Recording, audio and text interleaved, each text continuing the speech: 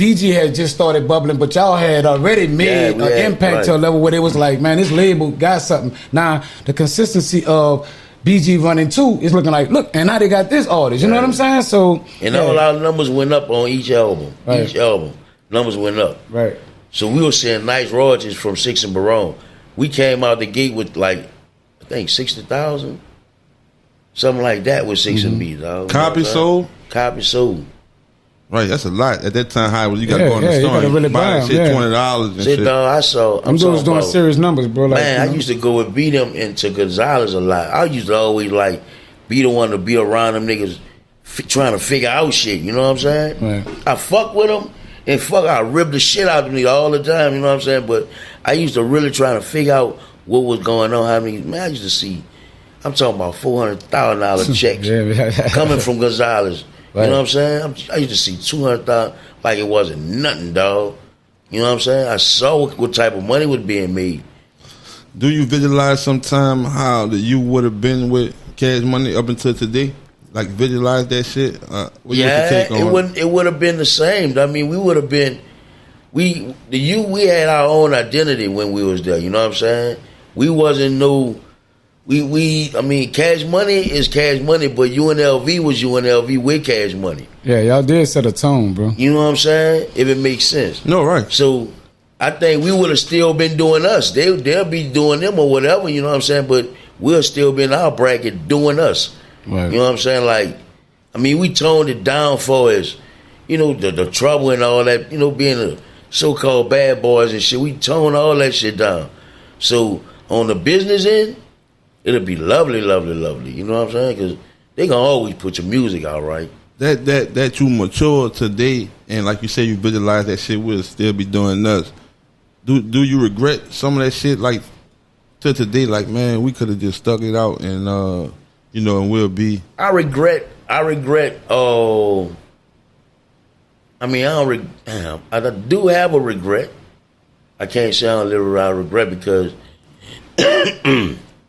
Now that I look at things, and I'm much older than I was when I asked for what I wanted, I should have just chilled. You know what I'm saying? But I was young and I thought I knew more than I actually knew. Right. And what they did was actually saved us from really destroying ourselves.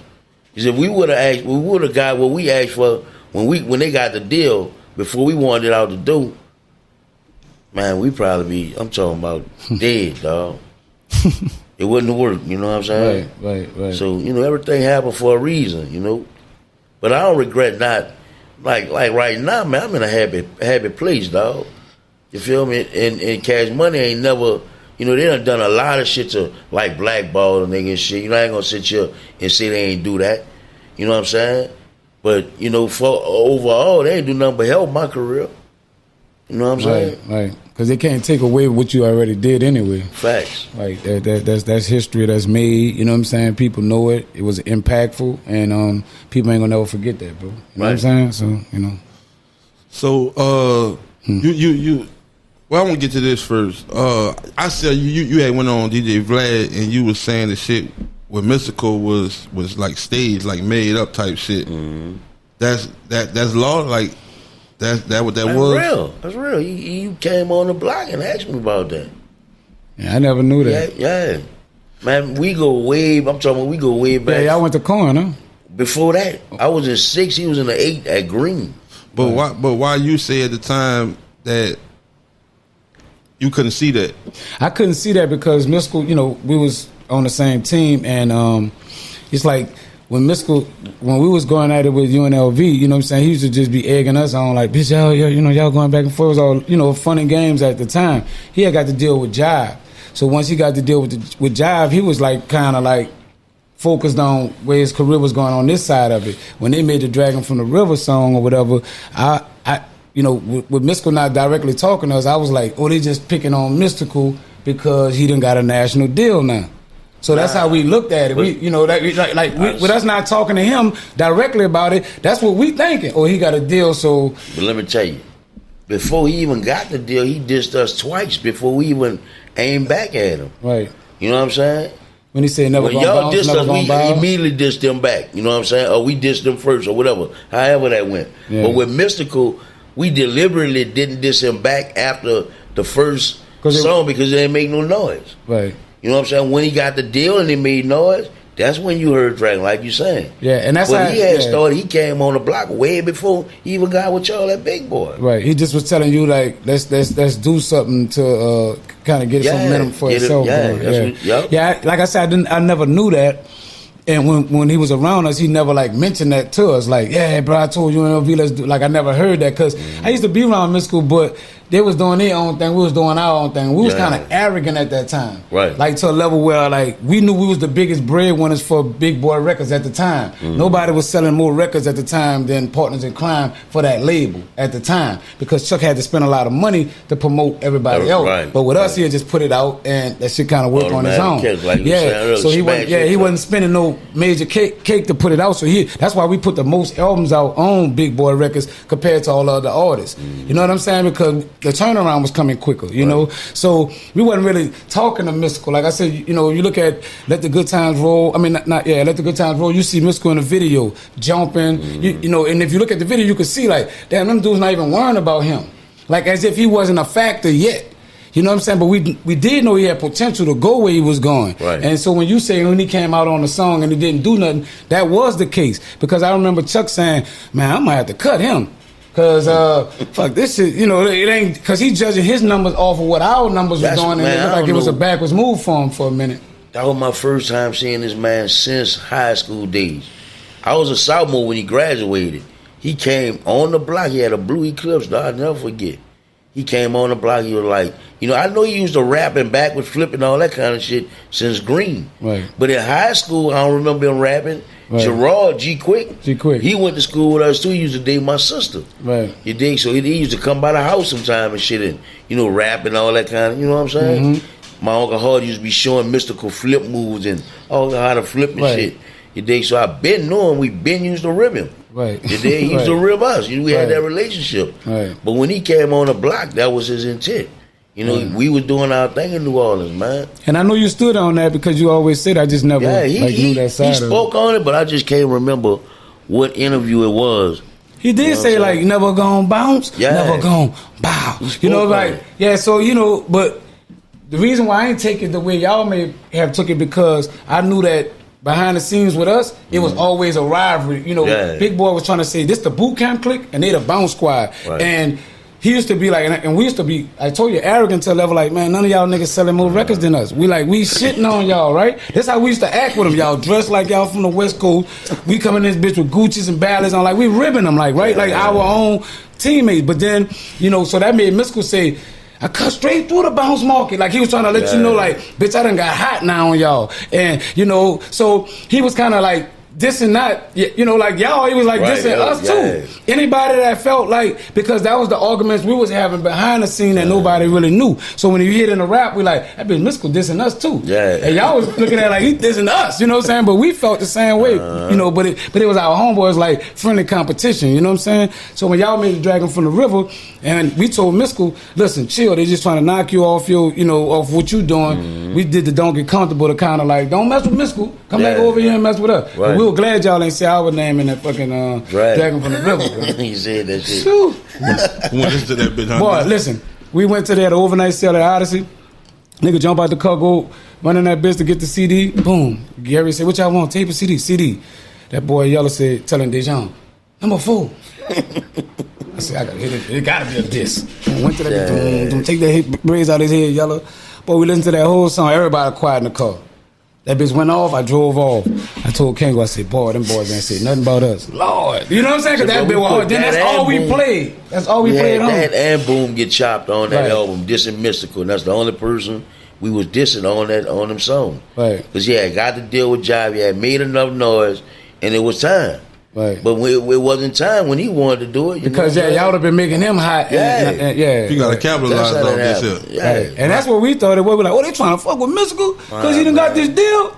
Don't get comfortable. And everybody in our hood used to think that shit was real. The other little dudes used to be throwing rocks, and he said he'll come straight up Drive Street. They be throwing bricks and shit. Speaking on the hood, right? We got subscribers and followers all over this bitch that rock with us on the podcast, right? I'm one too. You what you mean? Appreciate that, brother. You heard me? Sincerely. But a lot of them people who I'm talking about on there, they come to New Orleans, you know what I'm saying? But they Bourbon, Canal, French Quarter, Riverwalk type shit.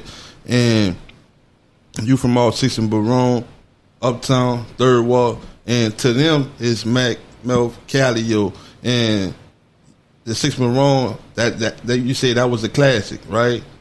Dragon from the River, right. But y'all from 6 and Baron, and y'all had that. So the people who ain't never been to New Orleans, they just been to them areas of the French Quarters, take us through there. You know what I'm saying? Take us through 6 and Baron. Like what that is for a person who never even been down here, not Mac, Melf, Callio. It's funny you saying that because I just took A-Roll on a physical tour of 6 and Baron area, and I showed him everything where everybody stayed and what was this, what was that. And I'm gonna start off with the celebrities that's from the area. Tyler Perry stayed on 6 and Baron. Mm-hmm. Oh, Mr. Servon stayed on 6 and Baron. Tech stayed on 6 and Baron. Yella stayed on Fort and Drives. I stayed on Drives and Fort. Oh, who else were on that with, man? Oh, well, our school, Con. A lot of people that known celebrities went to Con, like Fiend. The same people I named plus Fiend. Soulja Slim went there for a day or two. Oh, LOG went there. He from downtown. Yeah, he from downtown. He went there. And 6 and Baron is sit like almost in the middle. The Melf Mac Callio, you know what I'm saying? That's the hood. If it ain't Josephine, it's 6 and Baron that you probably would hear. That's not the projects that's in the Third Wall. You know what I'm saying? I mean, everybody around there cool, but ain't nobody to be played with. Right. You know what I'm saying? It ain't no place where you just can't go walking and looking. You can go lurking. You know what I'm saying? But mind your business. You know what I'm saying? Right. It's also historical for the parade routes and shit like that. The Garden District is right there by it. Right. So it can happen to you around there. We talking about at the times of all this that's going on with PNC and UNLV to around these times. Yeah, that shit was closed. Yeah, I mean it was wilder back then because we had the original people that were around there before the storm. Right. So we knew everybody. Now you don't even know your neighbor and shit that's around there now. Right. Yeah. So it was different. What I mean by different, you could catch us on the block at any given time. Right. You know what I'm saying? Just holding it down, cooling. So I'm trying to get to this. Mm-hmm. So being that raw and detrimental, you know what I'm saying, coming through there, you ain't from around there, you ain't mind your business, woo. And to a person come around there and piss on a set and make that their album cover, was that like a slap in the face? You fucking right. So how nigga, like what the conversation was about that? The main conversation was when and how it happened. Who was out there? What time that was, man? Right. How nobody ain't catch him doing that shit, you know what I'm saying? That was the main thing. We caught y'all slipping, bro. Y'all did, dog. Big time. We caught y'all slipping on that one, right? Big time, dog. That's how a nigga was feeling like, man, what time of the day? Yeah, nigga stopped us from sitting on them stuff, man. We had to stand on the corner and y'all done that, dog, for real. Right. Yeah, that was a whole, and that was a statement to be made, you know what I'm saying? Because of y'all had the notoriety, y'all was the ones that was known. Like, so, if we gonna beef with these dudes or these dudes, and then it was like this too. A lot of people was looking more like they was judging off for a look. So I told Gas this before. Man, I'm in a car with a girl out the Cali, these two chicks, me and my partner Dejon. Me and Dejon ran tight. Right. So we sit in the back seat, and the girl was like, she telling her friend like, man, you know UNLV, you can look at them dudes and see that they real. Them boys, partners and crime ain't made built like this. So your girl say, that's one of them right there in the car. So she looked back, you know I'm telling the truth. I said, listen, love, you can feel how you feel, but you can't tell. You know what I'm saying? I'm not about to agree with you that I'm some kind of bitch ass. You know what I'm saying? Nah, but I feel what you feel, but I don't look at it like that. I was always like a man's like to a level of like, fuck, whatever it's gonna be, it's gonna be. You know what I'm saying? Right. So that's pretty much what was my attitude toward everything. And then, like I said, I had a small man complex, and I had the problem with Chuck always challenging me to the level of like, you wouldn't do that. Yeah. You ain't built like that. So it kind of made me go on missions that I probably wouldn't have went on, because I used to hate how he used to try to make it like these dudes so real and y'all not like them type of dudes, and that shit bothered me. You know what I'm saying? I know everybody hold their weight with UNLV, but was it times that you felt like that because Yellow wasn't with UNLV at first, right? Nah. So when Yellow came on, did you and Tech start feeling like Yellow the voice of the youth? Nah, never. No, indeed, man. But it affected the youth. It ain't never. He made some hits with y'all. Yeah, he made major hits with us. I mean, big. That's why I'm really asking. Yeah. But we never had between us three, we never looked at nobody bigger than the group, dog. Never, honestly. Right. That's how we look at it. You know what I'm saying? Now we know I feel personally that Yellow always was the I ain't gonna say face of the group. I'm gonna say fucking what's your boy name? Your boy on 5 Beats, man. David Ruffin. David Ruffin, I felt he was the star, the superstar of the group. Right. The superstar of the group. You know what I'm saying? You had to have one of them, so I always felt Yellow was the star, but who you feel like was the face? The face? Who was the face? I probably was the face. He was the face. I would say that. I probably was the face. I would say that. Yellow was the star, and I would say Tech probably was the lyricist.